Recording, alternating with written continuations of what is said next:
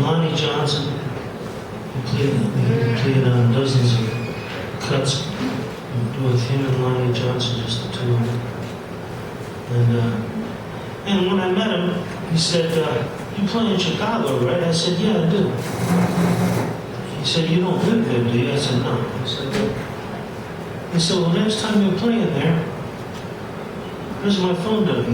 Here's my phone number. Give me a call and come over and visit me and my wife, and we can play some music and have some fun." I said, "Yeah." So I was playing the gig in Chicago, and I called him up, and he said, "Come on over." So I hopped in my car. He said he lived on West Madison, which I didn't know Chicago very well, but West Madison had a reputation as being kind of a difficult area. But I went, just decided to go anyway. And when I got to the house, I noticed that the front door had been knocked off hinges. And that made me a little nervous. But I made it up the stairs into his home. And he told me that their house had caught fire a few months back, and he had awakened in the night. I'm not sure if his wife woke him up or he woke his wife up. The place was full of smoke. But here's a case of where a handicap can be an asset. He didn't have to see where he was going in order to get out of the house. I mean, the place was full of smoke, but he managed to get his wife over, pick her up, carry her over his back, and carried both of them out onto the street. And if he had been able to see, he probably never would have made it out of there. But not having to see he didn't need that one of his senses to make his way out. But anyway, we had a great time playing music. And then when I was leaving town, later that week, I went to a phone booth. That's how long ago it was. There were phone booths on Lincoln Avenue. And I called him up to say thanks for his hospitality. And he said, "Did you hear about Big Walter?" And I said, "No."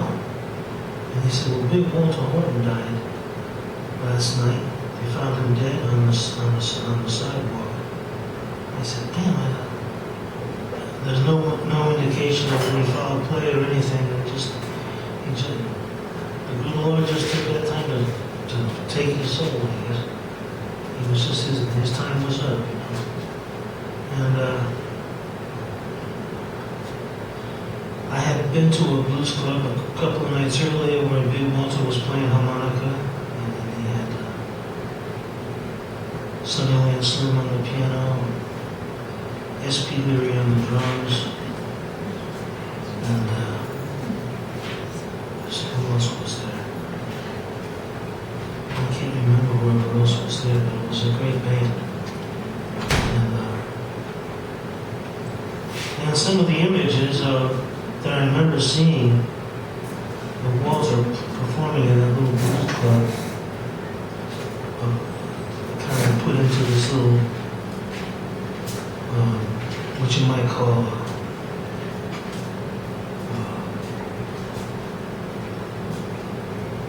well, I guess you could call it just a poetic tribute to the man. It's called Big Walter.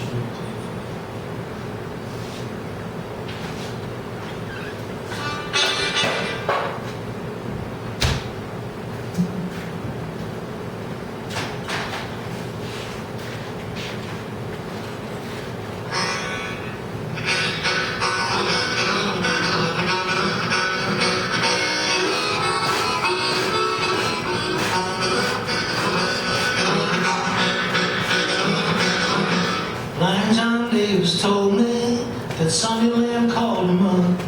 He said late last night on the 6th of December, Big Walter's time was up. Big Walter's time was up.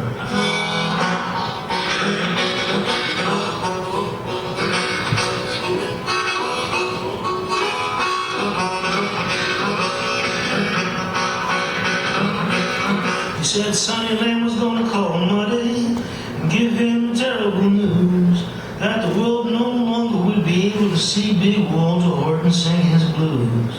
Big Walter Horton sing his blues.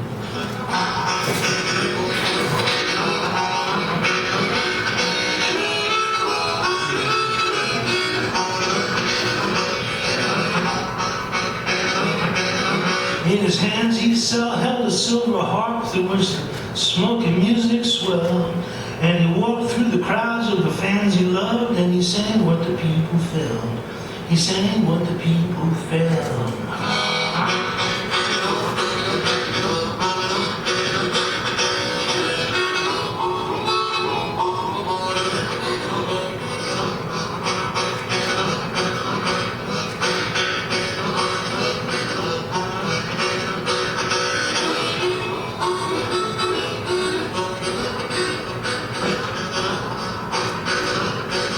Hear the blues poured from that black man's soul like rain from a stormy sky.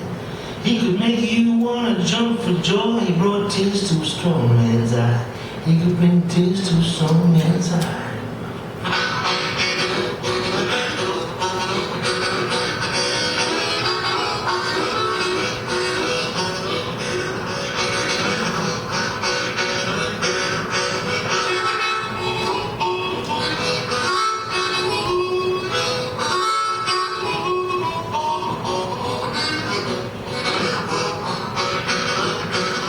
He played in Chicago and he played overseas and he played all over this land.